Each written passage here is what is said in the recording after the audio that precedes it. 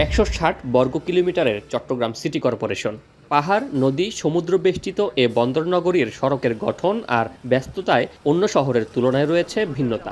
আমদানি রপ্তানি পণ্যবাহী ট্রাক লরির আধিপত্য চলে এখানকার সড়কে, যার ফলে ট্রাফিক ব্যবস্থাপনা মুখোমুখি হয় বাড়তি জটিলতার। চট্টগ্রাম শহরও হাঁটছে ঢাকার পথেই। একসময়কার সবুজে ঘেরা মনোরম শহর এখন যানজটে দুর্বিষহ। শুধু নভেম্বর মাসেই আটক হয়েছে ৭,০০০ অবৈধ যানবাহন। তবে ট্রাফিক পুলিশ বলছে, সাম্প্রতিক অবস্থা এতটাই বেগতিক যে আইন প্রয়োগ করেও শৃঙ্খলা ফেরানো যাচ্ছে না। এ অবস্থায় যানজট নিরসনে নতুন মেয়রের সাথে বৈঠকে বসেন পুলিশ, বাস মালিক, চালক, বিআরটিএ সহ নানা পক্ষ। মালিকরা যেটা করেন যে, আমি জানি না, তুই সারাদিন গাড়ি চালাবি, বিকালবেলা সন্ধ্যাবেলায় আমাকে ২,০০০ অথবা ৩,০০০ টাকা দিবি। এই ২,০০০-৩,০০০ টাকার জন্য এই ড্রাইভারগুলো তখন পাগল হয়ে যায়, অশুভ প্রতিযোগিতায় নামে। এরা একটা প্যাসেঞ্জারও মিস করতে চায় না, যার কারণে তারা আড়াআড়ি করে করে গাড়িগুলো রাখে, পিছনে তেল হয়, রাস্তায় যানজট হয়। বিশেষজ্ঞরা বলছেন, একটি নগরীতে ২৫% সড়ক থাকা প্রয়োজন। সেখানে চট্টগ্রামে আছে মাত্র 10%। নেই পর্যাপ্ত পার্কিংও।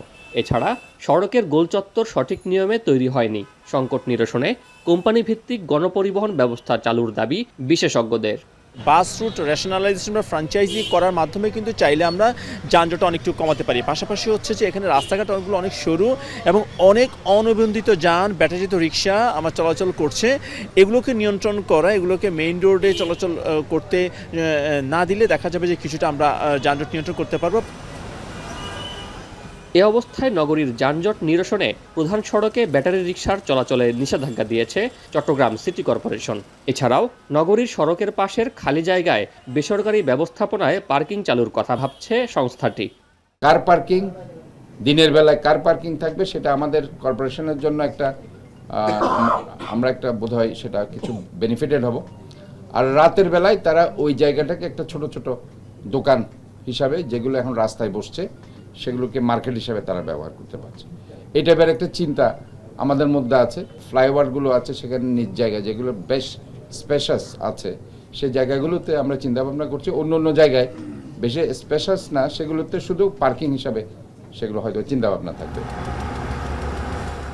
অতিরিক্ত যানবাহন আর যানজটে চট্টগ্রাম শহরে গাড়ির গড় গতি নেমেছে মাত্র ৫ কিলোমিটারে, যা এক যুগ আগেও ছিল ২১ কিলোমিটার। শোয়েব রহমান, এখন চট্টগ্রাম। শিয়া বাটার ও ভিটামিন ই সমৃদ্ধ lily glam beauty soap. Lily, always beautiful.